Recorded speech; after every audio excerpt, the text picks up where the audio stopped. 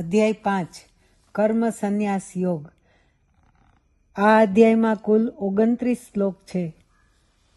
5મા અધ્યાયમાં અર્જુન શ્રી કૃષ્ણને પૂછે છે કે હે કૃષ્ણ, ઘડીક તમે કહો છો કે જ્ઞાન સારું, ઘડીક કહો છો કે કર્મ સારું, જે બધાએ કરવું જ પડે છે અને કર્મ તો તમારે પણ કરવું પડે છે એમ તમે કહો છો, તો આ બંને વાત સાંભળી મારી મતિ મૂંઝાય છે। મને સુનિશ્ચિત કરીને કહો કે જ્ઞાન, કર્મ અને સંન્યાસમાં સૌથી ઉત્તમ શું? કૃષ્ણ અર્જુનની મૂંઝવણ સમજીને તેને સમાધાન આપે છે કે હે પાર્થ, જ્ઞાનયોગ અને કર્મયોગ બંનેથી સરખું જ પરિણામ આવે છે, પરંતુ બેમાંથી જો એકની પસંદગી કરવાની હોય તો હું અનાસક્ત રહીને કર્મયોગની પસંદગી કરું।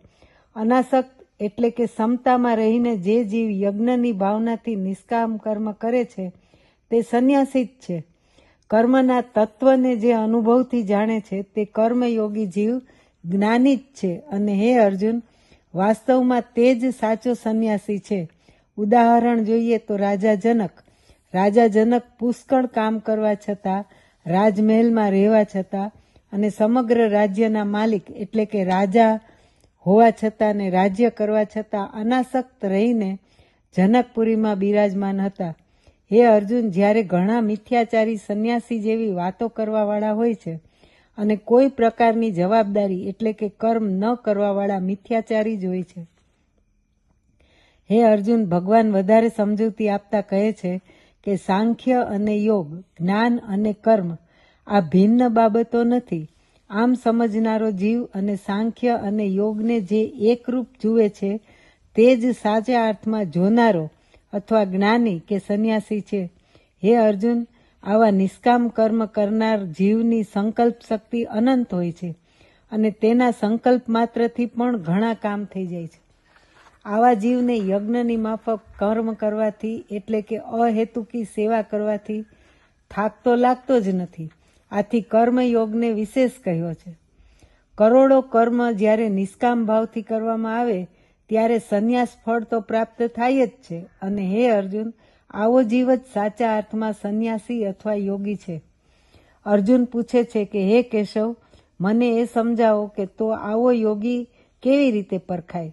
આવા યોગીના લક્ષણો કેવા હોય? અર્જુનને પ્રત્યુત્તર આપતા કેશવ યોગીના લક્ષણો પ્રસ્તુત કરતા કહે છે કે આવો યોગી એણે મનને જીતી લીધું હોય છે। તેણે પોતાની ઇન્દ્રિયોને કાચબાની માફક સમેટી લઈને વશમાં અથવા કાબૂમાં રાખી હોય છે। હે અર્જુન, આવા યોગી બધા જીવ સાથે, જીવ માત્ર સાથે એક્ય સાધી લે છે। આવો યોગી બ્રાહ્મણ, ગાય, હાથી કે ચંડાલમાં સમદ્રષ્ટિવાળો થઈ ઈશ્વરને જ જોવે છે અને આત્માથી એક્યને અનુભવે છે। હજારો કર્મ કરવા છતાં અલિપ્ત રહે છે। કર્મની પ્રશંસા, લાભ, હાનિમાં જરા પણ લેપાયમાન થતો નથી। આમ આવો યોગીનું દરેક કાર્ય નિર્મળ, સમદર્શી અને સ્વાભાવિક જણાય છે। આથી તેને જરા પણ થાક લાગતો નથી, કારણ કે તે કર્મ કરતો હોવા છતાં પોતે નથી કરતો તેમ મનથી નિર્લેપ રહે છે, અલિપ્ત રહે છે અને તેથી તેને કોઈ કર્મ બંધન પણ લાગતું નથી, તે કર્મ બંધનમાં લીપાતો નથી। આવો યોગી હંમેશા સંગ રહિત હોય છે, કારણ કે સંગમાં રાગ, દ્વેષ, મોહ, માયા વગેરેના બંધન હોય છે, પરંતુ આવો યોગી તો સતત અસંગોહમની ભાવનામાં જ રમમાણ રહે છે અને અહર્નિશ પરમાત્મા સાથે એક્ય ભાવમાં મસ્ત હોય છે।